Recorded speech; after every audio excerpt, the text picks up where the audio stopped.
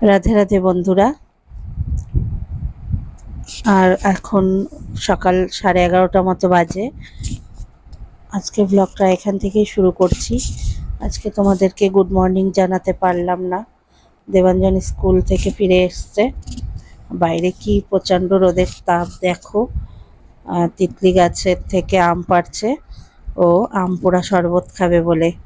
আর দেবাঞ্জন এখানে আমার কাছে বই নিয়ে বসেছে। এই যে গাছ থেকে আম পেড়েছে, 3টে আম পোড়া করেছি আর 2টো আমের টক রান্না করব। রান্না বান্না বসিয়ে দিয়েছি। এখানে ভাতের জন্য চাল ধুয়ে নিয়েছি। আর এই মাংসটা আমার ফ্রিজে ছিল। এই মাংসটাকে নতুন করে আবার এই যে পেঁয়াজ কুচানো, রসুন কুচানো আর টমেটো কুচি দিয়ে নতুন করে রান্না করব। আর এখানে পাট শাকের জন্য লঙ্কা, পেঁয়াজ, রসুন কুচিয়ে রেখেছি আর পাট শাকটাও কুচিয়ে রেখেছি। উনুন ধরিয়ে দিয়েছি, দিয়ে ভাতের জল বসিয়েছি একপাশে, আর একপাশে উচ্ছে ভাজতে বসিয়েছি। উচ্ছে আজকে আমি রসুন, পেঁয়াজ, আদা সব কিছু কুচিয়ে দিয়ে ভাজা করেছি। তো উচ্ছে ভাজা হয়ে গেলে পাট শাক ভাজার জন্য কড়াইতে তেল দিয়েছি, দিয়ে সর্ষে, শুকনো লঙ্কা ফোড়ন দিয়েছি। ফোড়নটা একটু ভাজা হয়ে এলে যে পেঁয়াজ, রসুন আর কাঁচা লঙ্কা কুচিটা দিয়ে দিলাম। দিয়ে এটা একটু ভাজা ভাজা করে নেব, লাল লাল করে।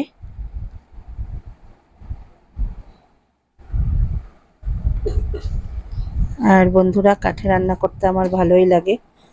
আমি সেই জন্য কাঠেই রান্না করি। মানে মেন বিষয় হচ্ছে কাঠে রান্না করলে বসে করতে পারি, গ্যাসে করতে হলে দাঁড়িয়ে করতে হয়। তো পেঁয়াজ, রসুন, লঙ্কাটা ভাজা হয়ে গেলে আমি শাকটা ঢেলে দিয়েছি, দিয়ে লবণ হলুদ দিয়ে এই যে এইরকম ভাজা করে নিয়েছি। আর শাকটা একদম কচি, সেজন্য কমে একদম একটুখানি হয়ে গেছে।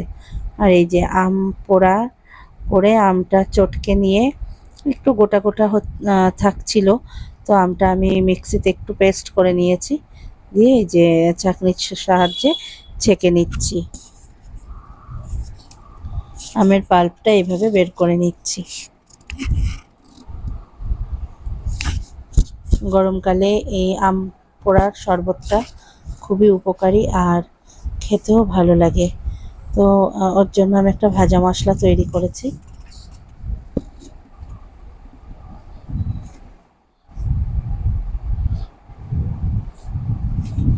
আর আমি পুরো আমের যে পাল্পটুকু বের করে নিলাম। এবারে এর ভেতরে দেব ঠান্ডা জল।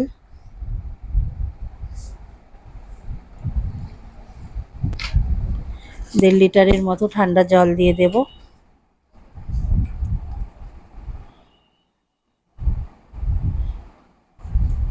আর দেব স্বাদ অনুযায়ী মিষ্টি দেব, মানে চিনি, আর দেব বিট নুন।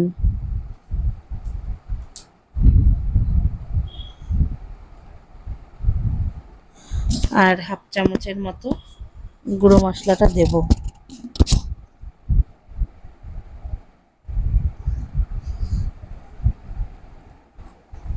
দিয়ে সবগুলো উপকরণ খুব ভালো করে মিশিয়ে নিলেই তৈরি হয়ে যাবে আম পোড়া শরবত।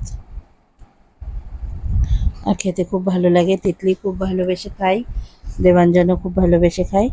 তো এখানে আমার শাক ভাজা হয়ে যাওয়ার পর পেঁয়াজ, রসুন কুচিটা ভেজে নিয়ে টমেটোটা একটু গলিয়ে নেব। আর একটা জিনিস করেছি যেটা তোমাদের সাথে শেয়ার করা হয়নি। তেলের ওপর আমি একটু জিরে, শুকনো লঙ্কা, একটা তেজপাতা ফোড়ন দিয়েছি। দিয়ে রসুন পেঁয়াজ কুচিটা ভেজে টমেটোটা গলিয়ে নিয়ে মাংসটা দিয়ে একটুখানি কষিয়ে নেব। ফ্রিজে মাংস থাকলে এইভাবে রান্না করে দেখবে, মনে হবে টাটকা মাংস রান্নাই আমি খাচ্ছি। তো মাংস রান্না হয়ে যাওয়ার পরে আমের টকটাও করে নিচ্ছি। আমের টকটা হয়ে গেলে আমার রান্না কমপ্লিট। এই যে আজকের রান্না উচ্ছে ভাজা আর গাছের গন্ধরাজ লেবু কেটে নিয়েছি। এখানে পাট শাক ভাজা, এই যে লেবুটা। আর এই যে বন্ধুরা, মাংসের কালারটা ঠিক এরকম এসছে। আর এই যে আমের টক আর করে নিয়েছি 1 হাঁড়ি ভাত। তো এবারে তিতলি খেতে বসে পড়েছে, দেবাঞ্জনও খেতে বসে পড়েছে। তো দুপুরবেলায় আমরাও খেতে বসে পড়েছি। আর আমি এই যে আমপোড়া শরবতটা একটু গ্লাসে নিয়ে একটু একটু করে খাচ্ছি। আর সবার ভাতটাও এবার বেড়ে নেব। গরম পড়াতে দেবাঞ্জন খুব কম ভাত খাচ্ছে।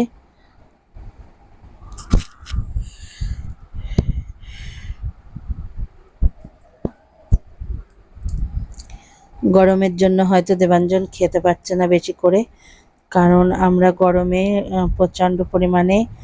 প্রচুর পরিমাণে লেবু জল খাচ্ছি। আর আমপোড়া শরবতটা আজকে ফার্স্ট করলাম, কিন্তু আমরা প্রচুর লেবু জল খাচ্ছি। তো সেই জন্য হয়তো দেবাঞ্জনের লেবু জল খেয়ে পেটটা ভরা থাকছে, ও একদমই ভাত খাচ্ছে না, খুবই কম খাচ্ছে। দেবাঞ্জনের ভাত বেড়ে নিলাম।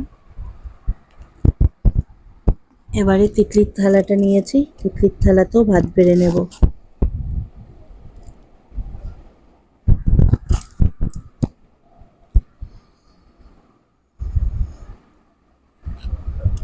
আর আজকের ভাতটা আমার একটু নরম হয়ে গেছে।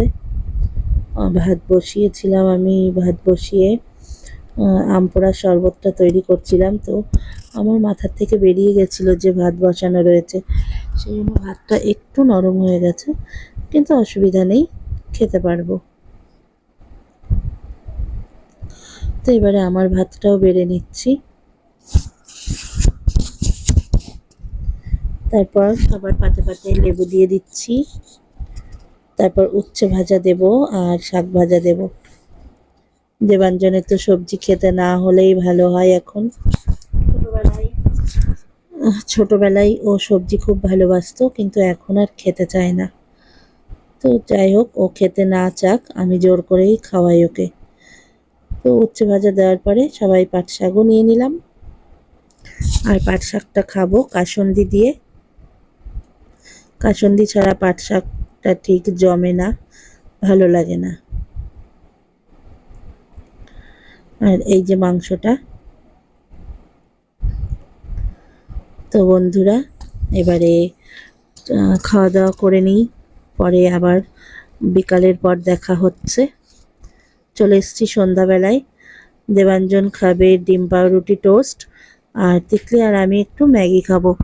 তো ম্যাগিটা সেদ্ধ নয়, অন্যভাবে একটু রান্না করব, সেটাই তোমাদের সাথে শেয়ার করছি। আমি এখানে 4টে ম্যাগি নিয়েছি, আর 2টো মতো পেঁয়াজ মোটা মোটা করে কুচিয়েছি, ঝাল কুচিয়ে নিয়েছি। দেবাঞ্জনের ডিম পাউরুটির জন্য লঙ্কা পেঁয়াজ কুচিয়ে নিয়েছি। এবার এখানে একপাশে কড়া বসিয়েছি, একপাশে তাওয়া বসিয়েছি। কড়াইতে তেল দিয়ে দিচ্ছি, আর দেবাঞ্জনের ডিম পাউরুটিটা ভাজার জন্য তাওয়াতে তেল দিয়ে দিলাম।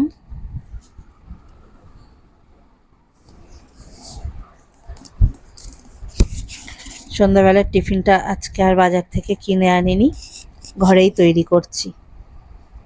তো আমার এই তাওয়াটা খুবই ভালো, একদমই তলায় কিছু আটকে যায় না। ডিমটা দেখো কেমন তাওয়ার উপরে কেমন নির্দ্বিধায় ঘুরে বেড়াচ্ছে। তো ডিমটা ছেড়ে দেওয়ার পরে আমি রুটি দুটো একটু বসিয়ে দেব।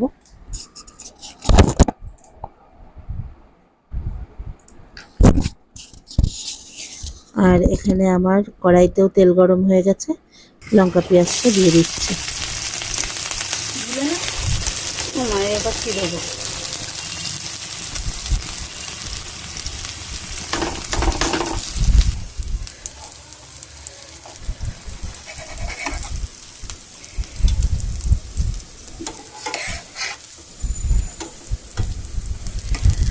আমি না ডিম ভাজাটা কিছুতেই ডিম পাউরুটিটা উল্টাতে পারছিলাম না।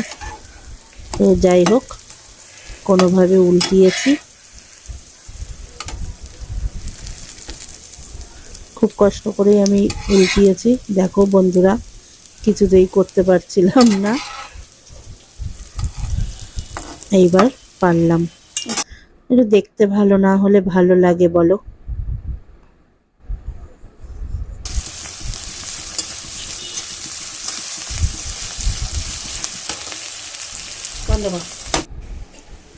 আর ওখানে ম্যাগির জন্য পেঁয়াজ লঙ্কা ভাজা হচ্ছে, আর আমি এখানে ম্যাগিটা সেদ্ধ বসিয়েছি। তো এবারে আমি পেঁয়াজ লঙ্কাটা একটু সাইড করে রেখে ডিম দুটো ভেঙে পরিমাণ মতো লবণ দেব, দিয়ে ডিম দুটো ভুজিয়া করে নেব।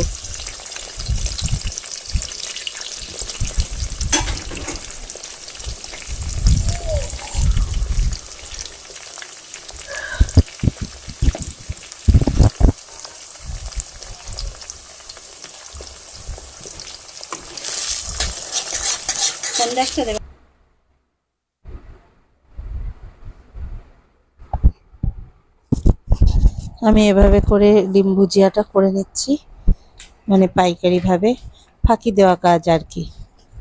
কিন্তু তোমরা এভাবে করে দেখো, বাড়িতে ট্রাই করো, খেতে খুব ভালো লাগে। এখানে ডিম লঙ্কা পেঁয়াজটা ভাজা হতে হতে ওদিকে ম্যাগিটাও সেদ্ধ হয়ে যাবে।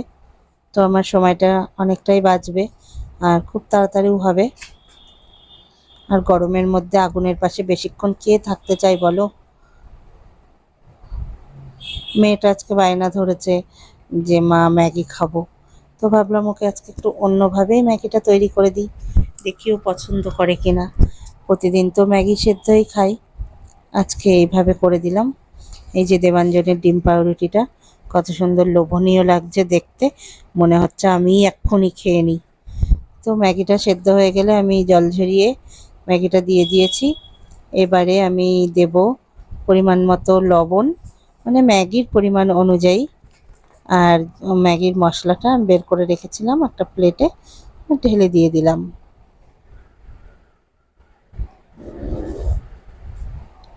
এবারে খুব ভালো করে নেড়ে চেড়ে মশলাটা ম্যাগির সঙ্গে ভাজা করে নেব।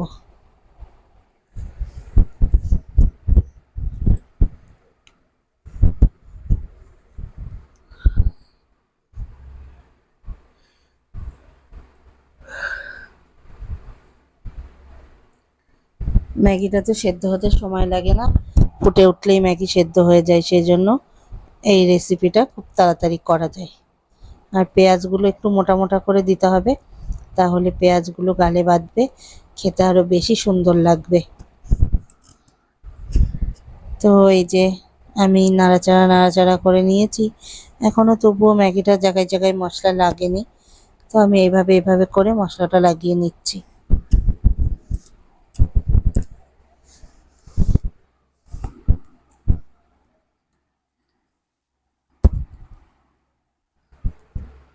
তিতলি আমাকে বলেছে কি মা, এই রেসিপিটা তো খুবই সহজ, আমিও এবার থেকে তৈরি করে করে খাবো।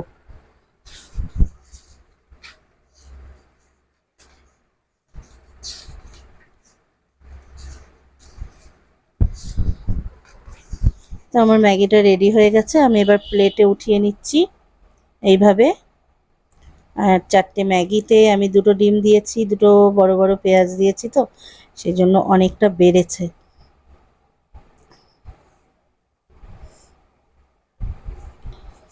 বাড়িতে তোমরা এভাবে অবশ্যই ট্রাই করবে, খুবই সুন্দর লাগে খেতে। কারণ দেখো আমরা এক প্রকার ম্যাগি সেদ্ধ করে করেই খেয়ে অভ্যস্ত না, তো এভাবে ভাজা করেও খেয়ে দেখবে, খুব সুন্দর লাগে আর খুব তাড়াতাড়িও তো হয়।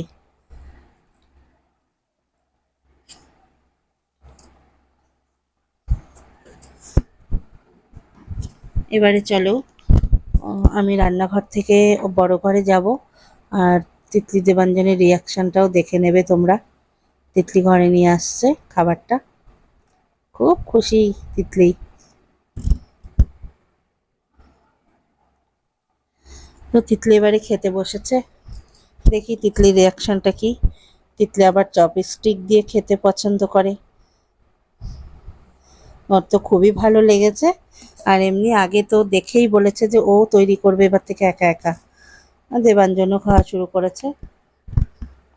দেবাঞ্জনের ডিম পাউরুটিটা দেবাঞ্জনের খুব ভালো লেগেছে। তো আজকের ভিডিওটা এই পর্যন্ত।